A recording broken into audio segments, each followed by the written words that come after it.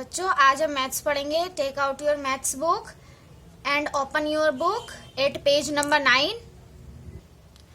बच्चों जैसा कि आप सबने देखा फर्स्ट वीडियो में कि हमने यूनिट 1 शुरू कर दी थी। यूनिट 1 का कुछ पोर्शन हमने फिनिश भी कर दिया था। तो चलिए जो बचा हुआ पोर्शन है आज उसको हम खत्म कर देंगे। तो आज का क्वेश्चन है put these number in ascending order descending order. आज हम पढ़ेंगे असेंडिंग ऑर्डर और डिसेंडिंग ऑर्डर। असेंडिंग ऑर्डर क्या होते हैं, कैसे पता लगाएंगे आपके असेंडिंग ऑर्डर को कैसे लिखेंगे और डिसेंडिंग ऑर्डर को किस तरीके से लिखेंगे।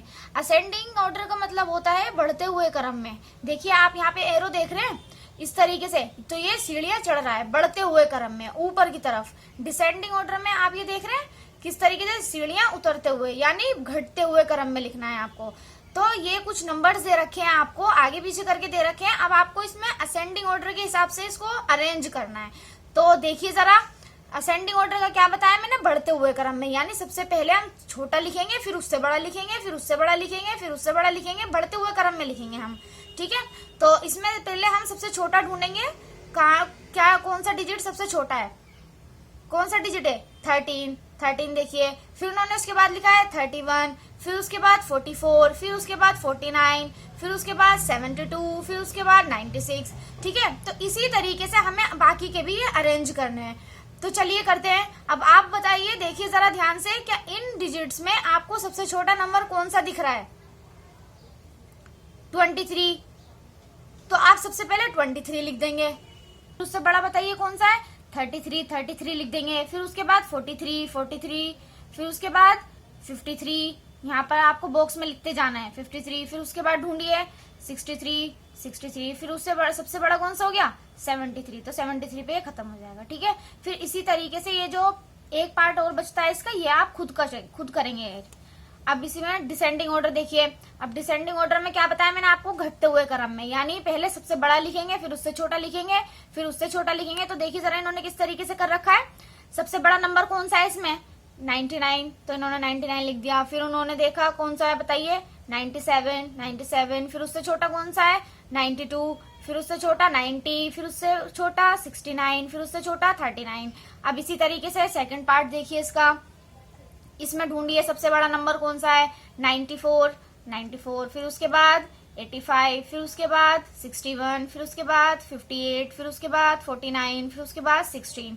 ठीक है, तो इसी तरीके से इसका थर्ड पार्ट आप खुद करेंगे। तो आपको पता चल गया है असेंडिंग ऑर्डर बढ़ते हुए क्रम में, यानी सबसे छोटे से शुरू करना है और सबसे बड़े पे खत्म कर देना है। डिसेंडिंग ऑर्डर सबसे बड़े से शुरू करना है और सबसे छोटे पर खत्म कर देना है। ठीक है, असेंडिंग ऑर्डर मतलब बढ़ते हुए क्रम में, डिसेंडिंग ऑर्डर मतलब घटते हुए क्रम में आपको नंबर्स को अरेंज करना है।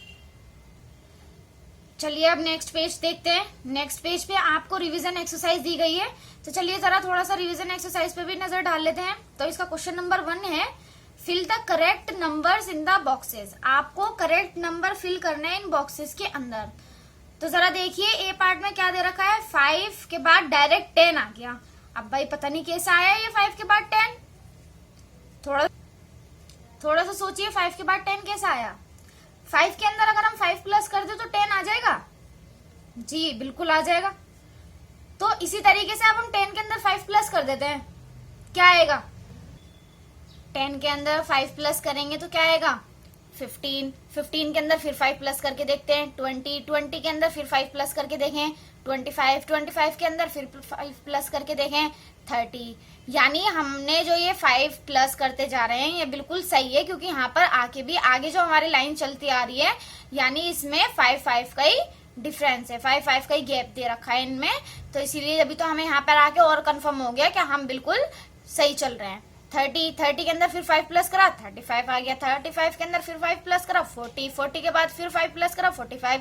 अब जरा आप इसको ध्यान से देखें तो अगर आप इस पे नजर डालें, क्या ये आपको कुछ टेबल से रिलेटेड लग रहा है, कोई सा टेबल लग रहा है आपको ये 5 का लग रहा है ना। 5 1 5, 5 2 10, 5 3 15, 5 4 20, 5 5 25, 5 6 30, 5 7 35, 5 8 40, 5 9 45। ठीक है, तो इस तरीके से ये हमारा 5 का टेबल भी बन गया है। अब ये आप बी पार्ट जो है ये खुद सॉल्व करेंगे, इसमें देखेंगे आपके कितने कितने का गैप है, उस तरीके से आप इन बॉक्स में फिल कर देंगे। तो चलिए नेक्स्ट क्वेश्चन देखते हैं। क्वेश्चन नंबर 2 है, what is the greatest 2 digit number, which is the next number, how many digits does it have.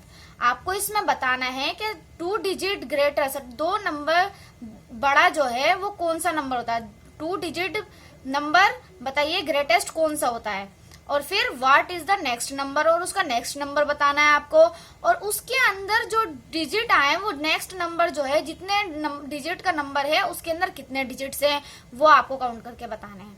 ठीक है, तो देखिए ये मैंने यहाँ पे सॉल्व कर रखा है, क्वेश्चन भी लिख रखा है इसका, सॉल्यूशन भी इसके अंदर दे रखा है। तो ये आप अपनी कॉपी में नोट डाउन करेंगे। तो कौन सा होता है ग्रेटेस्ट 2 डिजिट नंबर इज 99। ठीक है, और द नेक्स्ट नंबर कौन सा होता है, इसके बाद जो आता है नंबर 100, और उसके अंदर डिजिट कितने होते हैं देखिए, काउंट कीजिए 1 2 3, तो 3 डिजिट्स हो जाएंगे। ब्रैकेट में आप इस तरीके से 3 लिख देंगे।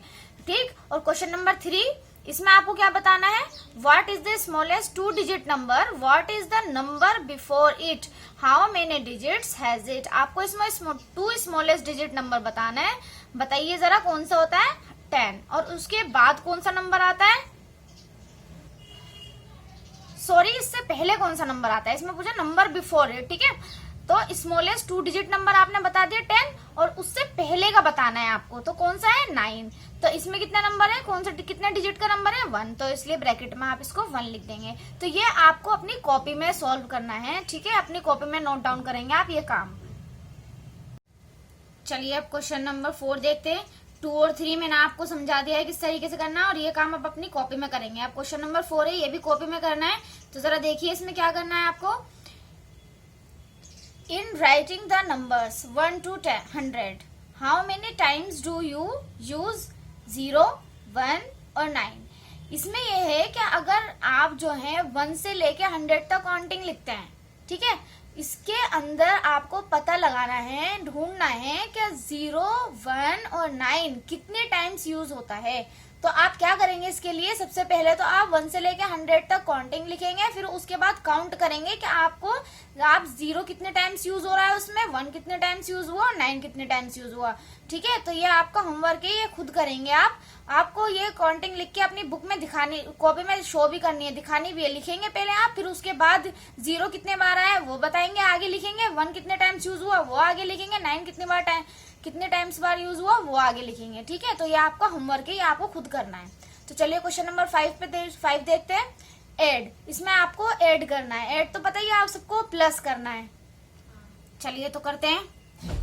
4 और 3 प्लस करिए, 4 और 3 7, 6 2 और 6 8। ठीक है, प्लस करना है आपको।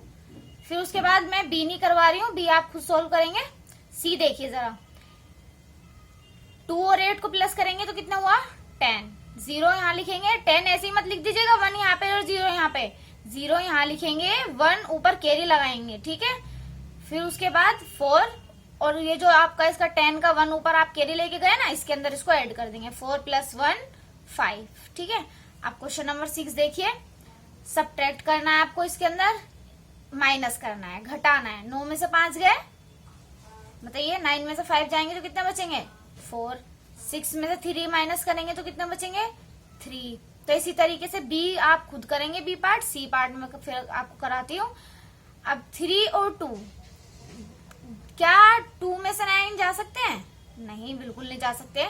कैरी ले लेंगे, 3 में से आप इससे कैरी ले लेंगे तो ये हो जाएगा 12। ठीक है, 12 में से 9 गए, 3 बचे। अब यहाँ पे जब आपने कैरी ले लिया था तो यहाँ पे कितने बचे 2, तो 2 का 2 आ जाएगा, क्योंकि यहाँ पे कुछ डिजिट तो नहीं है ना, यहाँ पे 1 है ना यहाँ पे 0 है। ठीक है, तो इसलिए हमने यहाँ पे 2 का 2 लिख दिया। और अगर यहाँ पे 1 होता तो हम 2 में से 1 माइनस कर देते, तो जब 1 आता, अभी यहाँ पर कुछ नहीं है तो इसलिए 2 का 2 आ गया है। ये दोनों काम भी आपको कॉपी में करने हैं। क्वेश्चन नंबर 2, क्वेश्चन नंबर 1 2 3 4 5 6, ये काम आपको अपनी कॉपी में करना है। अब चलिए क्वेश्चन नंबर 7 देखिए। 7 में क्या करना है आपको, of the following statement which are true and which are false. अब आपको इसमें ये जो कुछ स्टेटमेंट दी गई हैं आपको बताना है क्या ये सही है या गलत है। ठीक है, सही अगर है तो ट्रू लिखेंगे, फॉल्स अगर गलत है तो आप फॉल्स लिखेंगे। तो जरा देखिए ये पार्ट में क्या है, 26 plus 39 is equals to 39 plus 26। अब इसका ना सोल्व करने का एक बहुत अच्छा सा तरीका है। आप ऐसे देख लेंगे, क्या आपको इज इक्वल टू का निशान है ना, इससे पहले वाले डिजिट और बाद वाले डिजिट दोनों को कंपेयर कर लेते हैं। चलिए देख लीजिए यहाँ पर भी, तो देखिए आप जब हम कंपेयर करें 33 यहाँ पर भी है और 39 यहाँ पर भी है, 39 यहाँ पर भी है, तो ठीक है। 26 यहाँ पे भी नजर आ रहा है आपको, 26 यहाँ पे भी नजर आ रहा है, तो इससे पता लग जाता है, इससे पता लगा लें आप कि ये सही है, तो ट्रू लिख देंगे यहाँ पे। ठीक है, तो ये स्टेटमेंट बिल्कुल सही लिखी हुई है। अब क्वेश्चन नंबर बी देखें आप, इसका बी पार्ट देखें, 59 और 62। अब वो जो मैंने आपको बताया था निशान लगाना था आपको, क्रोकोडाइल के मुंह किस तरफ खुला होता है, ठीक है, वो वाला वो यूज करना है इसके अंदर। तो इसमें देखिए इन्होंने निशान बिल्कुल सही लगाया ना, या आपको गलत लग रहा है? जी बिल्कुल सही है, बड़े की तरफ बना रखा है इन्होंने, तो ट्रू लिख देंगे। फिर उसके बाद सी, अब इसमें भी यही करिए आप, इज इक्वल टू का निशान है ना, तो ढूंढ लीजिए 6 इधर की साइड भी है, 6 इधर भी है, 4 यहाँ पर भी है, 4 यहाँ पर भी है, 5 यहाँ भी है, 5 यहाँ भी है, तो दोनों तरफ सही है, इक्वल है दोनों तरफ चीज है, तो इसलिए ट्रू लिख देंगे। अब डी पार्ट में देखिए, 9 5 से कितना होता है, 5 9 से बताइए। चलिए 5 9 से 35 होता है, नहीं तो 45 होता है ना, तो 5 9 से 45 होता है, तो इसलिए ये स्टेटमेंट गलत है। तो आप गलत है तो गलत के लिए क्या लगाएंगे, फॉल्स। ठीक है, ई में देखिए 6 यहाँ पर भी है, 6 यहाँ पर भी है, 5 यहाँ पर भी है, 5 यहाँ पर भी है, और दोनों के बीच में मल्टीप्लाई भी है, तो स्टेटमेंट ठीक है बिल्कुल ट्रू। अब देखिए एफ पार्ट में इसके 16 माइनस 0 इज इक्वल्स टू 15, कि ये सही है? अगर हम 16 में से माइनस करेंगे 0 को तो क्या 15 आएगा? नहीं, बिल्कुल गलत है, 0 तो कुछ होता ही नहीं। 0 कुछ है, कोई नंबर माइनस है इसमें से? नहीं, तो 16 ही आना चाहिए था यहाँ पर, लेकिन यहाँ पर 15 है। 15 तो जब होता ना जब यहाँ पे 1 होता, 16 में से 1 गए जब आता 15, लेकिन अभी तो यहाँ पर 0 है, तो 16 में से 0 गए तो 16 आता, तो यहाँ पर इन्होंने 15 लिख रखा है, तो ये क्या होगा, फॉल्स, गलत है। तो ये स्टेटमेंट गलत है, तो फॉल्स आ जाएगा।